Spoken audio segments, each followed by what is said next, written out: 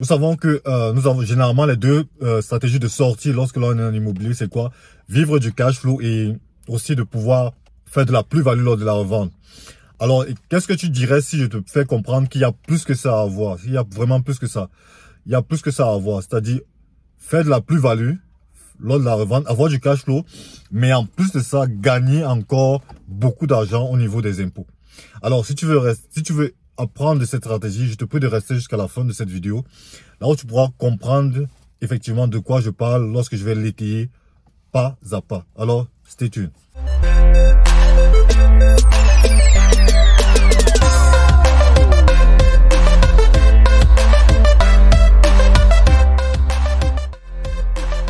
Comme je le disais plus tôt, généralement, lorsqu'on investit dans l'immobilier, c'est pour pouvoir soit le garder pour soi et attendre tout le temps qu'on a à avoir cet immobilier et rembourser jusqu'à pouvoir obtenir 100% l'objet en question. Mais généralement, lorsqu'on fait du locatif, c'est pas ça l'idée. Généralement, l'idée, c'est quoi? C'est de faire du cash flow.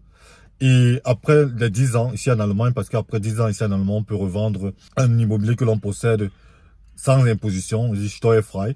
Et je pense qu'il y a plus que ça à voir. C'est-à-dire, une autre possibilité serait de pouvoir revendre ton objet à ta partenaire, à ton partenaire. Oui. Et là, tu gagnes encore 2 fois plus. Parce que ici, tu payes pas de Grunderwerbsteuer, ce qui n'existe pas de Grunderwerbsteuer dans la revente de personnes en couple ou bien de personnes en lien direct. C'est pourquoi je pense que ça, c'est une option que tu devrais utiliser. Déjà, ça disparaît. C'est-à-dire, tu peux revendre à ton partenaire ou à ta partenaire si vous êtes marié, parce qu'effectivement, dans cette relation, il n'existe pas de Grunderwerbsteuer. C'est Grunderwerbsteuerfrei lors de la revente.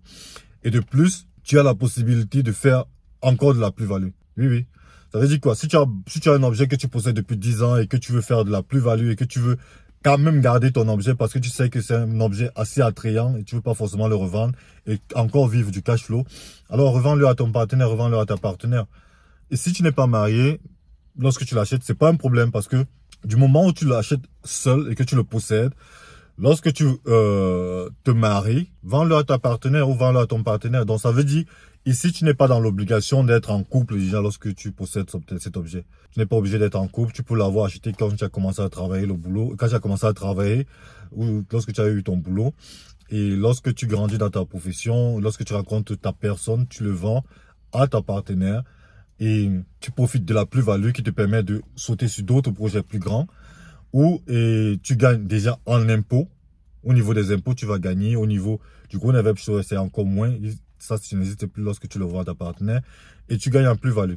Je m'explique. Déjà, au niveau des Steuer, qu'est-ce que ça fait? Généralement, lorsqu'on achète un objet, on a la possibilité de déclarer 2% sur l'objet en question et non sur le boudin. Ça veut dire que lorsqu'on te vend un objet ou lorsque tu achètes un objet et que tu devais déclarer les 2%, les AFA, tu peux déclarer 2% sur l'objet en soi. Généralement, dans la vente, il faut spécifier combien de pourcents appartient à l'objet et combien de pourcents appartient au terrain. C'est-à-dire la répartition là doit être faite. Si le prix de vente, dans le prix de vente, on a 80% qui représente l'objet et 20% qui représente le sol, alors tu pourras déclarer chaque année 2% de ce prix d'achat. L'ayant vendu à un prix plus haut, ça veut dire que le prix a augmenté et ton partenaire peut déclarer 2% du prix qui a augmenté. C'est-à-dire 2% des 80% du prix d'achat. Ça, c'est déjà un point assez positif. Deuxième point, comme je l'ai notamment mentionné, c'est le fait qu'il n'y ait plus de Grunderwerbsteuer lors de la vente. Parce que, troisième point, c'est que si ça te rapportait du cash flow, ça va continuer à rapporter du cash flow à toute la famille. Ça, c'est déjà un point assez important. Tu vois qu'ici, en termes de stratégie de sortie, un immobilier qui te rapporte du cash flow, tu ne le perds pas complètement, tout simplement en le vendant à une autre personne et en faisant la plus-value, mais tu cumules encore d'autres éléments que tu peux ajouter à ton avoir. Donc, et c'est comme ça que ça peut rester dans le couple. Et il y a aussi, vous avez aussi la possibilité, même en étant en couple déjà, de pouvoir créer un GbR. C'est-à-dire, c'est une petite structure dans laquelle tu peux prendre 0%, l'autre peut prendre 100%. Et après, lorsque tu achètes un immobilier, après 10 ans, tu le revends automatiquement à ta partenaire. Donc, il y a tellement de structures que tu peux utiliser, tellement de stratégies de sortie que tu peux utiliser ici. Donc, si ça t'intéresse, essaie déjà d'écrire en commentaire ou bien on peut Je peux étayer encore de plus en plus cette hypothèse. Mais l'idée ici, effectivement, c'est de te faire comprendre que il y a beaucoup à gagner, plus qu'à revendre seulement un objet. Il y a beaucoup de choses qui se cachent derrière. Il y a beaucoup à pouvoir prendre et à pouvoir ressortir de là. Alors, en bonus, comme je le disais, ici, il faut savoir que, c'est peut-être tout le monde ne le connaît forcément pas, mais il faut savoir que tu as la possibilité, lorsque tu achètes un immobilier ou un objet, de déclarer jusqu'à 15% du prix d'achat sur 3 ans, les 3 premières années de l'achat. Mais alors, il y a des points à spécifier ici. C'est quoi? C'est que sur les 3 premières années de ton achat immobilier, par rapport aux dépenses que tu auras eu à faire. C'est-à-dire quoi? Si tu achètes un immobilier, tu fais des dépenses, tu rénoves tu le rénoves soit ton appartement, soit ta maison, que tu mets en location, alors tu as la possibilité de déclarer jusqu'à 15%. Lorsque tu acquiers cet objet et que dans les 3 prochaines années, il y a par exemple, on doit refaire le plan, on doit refaire le DAC, on doit refaire la façade, alors c'est sûr que tu vas probablement aller au-delà de 15% que tu étais censé déclarer. Ça nique tout ton plan. Donc, il faut aussi essayer de regarder lorsque tu achètes un immobilier, quels sont les travaux qui vont être faits dans les prochaines années, de telle sorte que tes 15% que tu puisses te déclarer ne puissent pas être impactés par les prochains travaux que vous allez faire ensemble, que tous les propriétaires auront à faire ensemble sur l'immeuble. Donc, alors je suis passé à mon écran juste pour vous montrer en chiffres ce que ça représente. Ici, par exemple, on va prendre le cas d'un appartement qui coûte 120 000 euros. Et je pense qu'il est important déjà, lorsque vous signez votre contrat ou le contrat de paye, de pouvoir reconnaître la répartition entre sol et terrain. Ça veut dire quoi? Grundboden und Wohnung. Quel est le pourcentage qui représente l'objet par rapport au terrain? Alors, si vous voulez connaître davantage sur ce petit élément, vous pouvez regarder la vidéo que j'ai déjà eu à faire, qui va s'afficher soit dans la description ou soit ici en haut. C'est-à-dire, dans ce cas, avec un coût de 120 000, le prix de l'appartement, c'est que 100 000 représente 80% et qui représente l'objet. Alors, la règle de 15% dit quoi? Ça veut dire que les 15% s'appliquent aux 100 000. Ça veut dire qu'à l'intervalle de 3 ans qui suivent directement l'achat de la maison, on a la possibilité de déclarer jusqu'à 15% du prix de la maison ou de l'appartement. Et dans notre cas, ce prix-là, ça représente une valeur de 15 000 euros netto, soit 17 850 euros brutto. Alors, connaissant cela, étant donné que nous avons respecté les 15%, il est possible de déclarer cet argent dès la première année ou bien la 3e année, pourvu que ce soit dans l'intervalle des 3 ans. Et lorsque je déclare cela, je multiplie ces 18 850 fois 42%. 42% ici représente juste les Grenzsteuer de la personne qui achète, c'est-à-dire le Zuversteuerungseinkommen de la personne. Normalement, vous avez la possibilité de voir sur le Einkommensteuer-Tabelle à quel pourcentage vous vous trouvez. À quel pourcentage vous vous trouvez.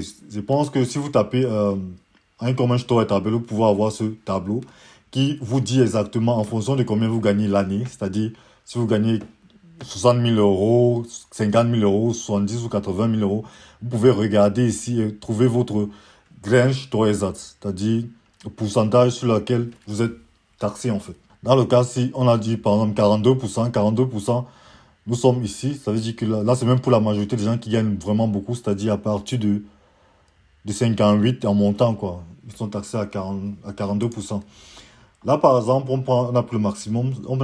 Quand tu fais 17 850 fois 42%, tu as 7 476 euros. Ça veut dire que si tu déclares déjà cette somme-là, tu recevras comme plus 7 476 euros dans ton compte, ayant déclaré cela. Donc, je pense que c'est une aubaine, en fait. Et je pense que tout un chacun devrait utiliser ça. Parfois, je pense que tu peux aussi utiliser cette astuce-là si tu peux arranger tes fenêtres, question de pouvoir déclarer tes impôts, tu arranges les fenêtres. L'avantage que tu as, c'est que tu vas dépenser, c'est clair, mais tu retrouves tes impôts, et de 2, la valeur de ta maison prend un boost, quoi. Parce que tu as refait les fenêtres. Donc, ça, c'est une astuce aussi. Or, maintenant, dans le cas où tu es à 17 900, parce que tu as dépassé légèrement les 17 850 que tu aurais pu déclarer, Tout simplement parce que dans les années après ton achat, la façade a dû être refaite ou devrait être refaite et que tu es obligé en fonction des réparations que tu as déjà eues dans ta maison et en plus du DAC qui devrait peut-être être réparé ou peut-être de quelque chose dans l'immeuble qui doit être réparé et tu viens à dépasser cette somme-là. Alors, le calcul devient différent. Pourquoi? Parce que là maintenant, si tu es à 17 900, on multiplie déjà par 2%. 2%, ici c'est la AFA. Ça aussi, j'ai parlé dans l'une des vidéos que j'ai fait. Donc, si tu ne connais pas ce que ça représente, je te prie de regarder, d'aller regarder la vidéo tout de suite. Et puis, tu seras déjà édifié à ce niveau et tu pourras effectivement de plus en plus comprendre de quoi il s'agit. On va déjà multiplier par 2%. De 2%, ça nous donne 358 ici. 358 euros. Et ces 358 euros, maintenant, on remultiplie par ton Grinch Toysat qui est de 42%. Ce qui te donne une valeur de 150 euros par an pendant près de 15 ans. Donc ça veut dire que tu vois toute la différence que ça peut faire en fait. Pourquoi j'ai insisté à pouvoir vous montrer déjà cela en image parce que je pense que c'est plus parlant. Donc si tu as la possibilité d'utiliser ça, je pense que ça peut t'aider ou ça peut aider des personnes qui ont eu à acheter des immobiliers et qui font des rénovations à l'intérieur dès le départ pour pouvoir mettre un locataire à l'intérieur. Cette possibilité que le financement me donne est une aubaine. Donc, si tu as la possibilité d'utiliser, utilise-la et profite-en. Ça aussi, c'était une astuce de ma part. Alors, n'hésite pas d'écrire en commentaire si tu veux que j'étaye ce thème ou si tu veux que je parle d'autres thèmes, d'autres thématiques. Alors, tout ce que je peux te demander encore, c'est si tu n'es pas abonné, abonne-toi à la chaîne et partage aussi parce que je pense que ça peut aider beaucoup d'autres personnes. Alors, ciao.